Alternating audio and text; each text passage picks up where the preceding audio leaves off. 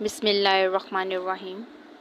السلام علیکم پیارے ساتھیوں، آج ہم ہمارے پیارے نبی حضرت محمد صلی اللہ علیہ وآلہ وسلم کی آئندہ زندگی کے بارے میں کچھ معلومات لیں گے۔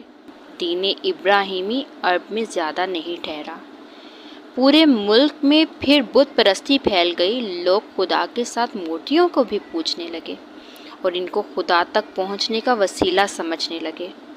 ان کا عقیدہ تھا کہ یہ خدا کے ساجی اور ہمارے سفارشی ہیں، نیز یہی حاجت اور روا اور مشکل کشا ہیں۔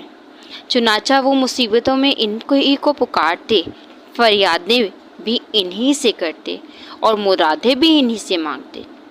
حضرت ابراہیم علیہ السلام تو خالص توحید کے داعی تھے اور شرک و بت پرستی سے بیزار، لیکن یہ لوگ ان کو بالکل بھول ہی گئے اور مورتیوں کے پجاری بن گئے۔ لیکن ایسا ایک دم نہیں ہو گیا، اس میں بھی ایک زمانہ لگا۔ نہ جانے کتنی صدیاں بیت گئیں اور نہ جانے کتنی نسلیں گزر گئیں، تب کہیں جا کر شرک کے پیر جمے۔ یہ شرک آیا کہاں سے؟ بت پرستی کو فروغ کیسے ہوا؟ بات یہ تھی کہ ابراہیم علیہ السلام اور اسماعیل علیہ السلام سے عربوں کو بے انتہا عقیدت تھی، اور کعبہ چونکہ انہی دونوں کی تعمیر تھی، اس لیے ان کو کعبہ سے بھی بڑی محبت تھی۔ پھر یہ محبت اس تک محدود نہ رہی، اس کے ارد گرد جتنے پتھر تھے وہ بھی ان کے نزدیک بہت محبوب اور متبرک بن گئے۔ اب اگر وہ مکہ سے باہر جاتے، چاہے روزگار کے لیے چاہے کاروبار کے لیے، تو وہاں کا ایک پتھر بھی ساتھ لے لیتے۔ ان کا خیال تھا کہ اس سے سفر میں برکت ہوگی اور مقصد میں کامیابی۔ پھر بات یہیں تک نہ رہی، جو لوگ مکہ سے کچھ دور تھے وہ بھی کعبے کے پاس سے پتھر اٹھا کر لے گئے اور اپنے یہاں نصب کر لیے، اور اب وہ کعبہ کی طرح ان کا طواف کرتے اور حجر اسود کی طرح ان کو بوسہ دیتے۔ اس طرح وہ عقیدہ جس کے خلاف ابراہیم علیہ السلام نے پہم جہاد کیا تھا، عرب میں پھر لوٹ آیا۔ پھر ایک بات اور تھی جس کی وجہ سے یہ عقیدہ اور تیزی سے پھیلا۔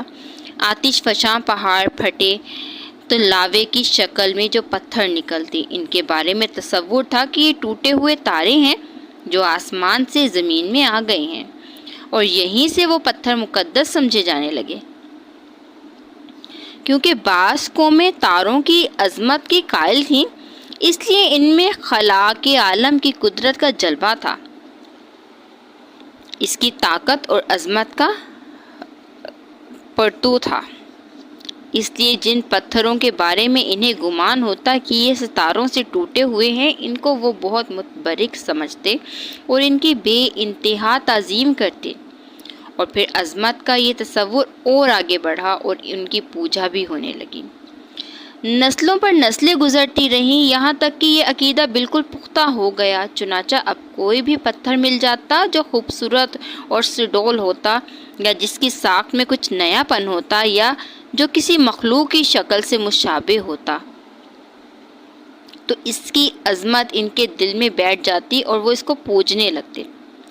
پھر وہ ایک قدم اور آگے بڑھنے، لیکن اب وہ پتھروں کو خود تراشے، خود اپنی پسند کے مجسمے بناتے، اور جس بزرگ یاد ہوتا سے چاہتے انہیں منسوب کر دیتے، نیز جو دل چاہتا ان کے نام رکھ لیتے۔ پھر ان کو ایک جگہ نصب کر کے انہیں پوجنا شروع کر دیتے۔ عقیدت و محبت میں ان پر نذرانے چڑھاتے اور ان کے نام پر منتیں مانتے۔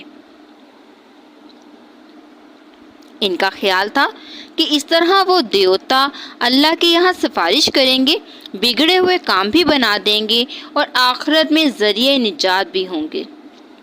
مکہ میں سب سے پہلے جو بت داخل ہوا اور پھر صحن کعبہ میں نصب ہوا، وہ ہبل تھا۔ اس کو لانے والا شخص عمرو بن لہی تھا۔ یہ کہیں سفر کر رہا تھا کہ راستے میں ایک مقام سے گزر ہوا، دیکھا لوگ مورتیاں پوج رہے ہیں، اس کو یہ منظر بہت بھلا معلوم ہوا۔ چنانچہ ان سے اس نے کہا کہ ایک مورتی ہمیں بھی دے دو، ہم اپنے یہاں لے جائیں گے اور ہم بھی اس کی پوجا کریں گے۔ اس پر لوگ بخوشی تیار ہو گئے اور وہ مورتی لے کر مکہ آ گیا۔ پھر رفتہ رفتہ کعبہ میں اور مورتیاں آئیں۔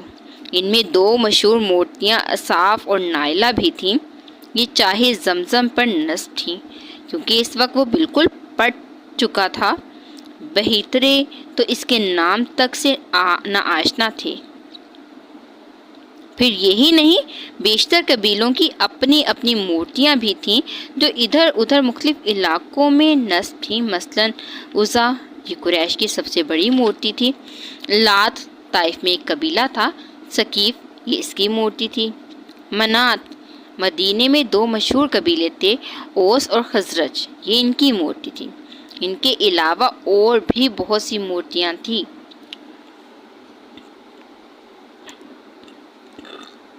یہی وہ گھر تھا جسے ابراہیم علیہ السلام اور اسماعیل علیہ السلام نے اپنے مقدس ہاتھوں سے بنایا تھا، بڑی آرزوؤں اور تمناؤں سے بنایا تھا، جس کے بنانے میں اپنا خون پسینہ ایک کیا تھا۔ کیوں؟ صرف اس لیے کہ یہ توحید کا مرکز بنے اور رب کا سب سے بڑا گھر بنے۔ لیکن قوم نے ساتھ نہ دیا اور یہی خانہ خدا بت خانہ بن گیا، یہی مرکز توحید منبع شرک بن گیا۔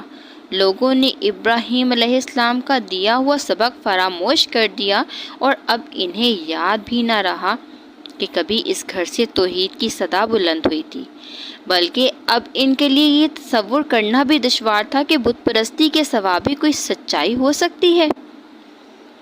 جس باپ نے بتوں کے خلاف بغاوت کر کے پوری قوم کی دشمنی مول لی تھی، اب اسی باپ کی اولاد بتوں کی پاسبان بنی ہوئی ہے۔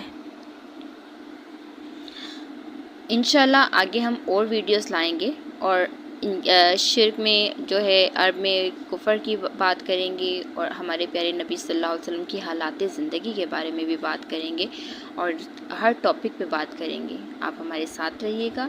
اگر آپ کو ہماری ویڈیو اچھی لگی ہو تو اس کو لائک، شیئر اور سبسکرائب ضرور کیجیے گا۔ بہت شکریہ۔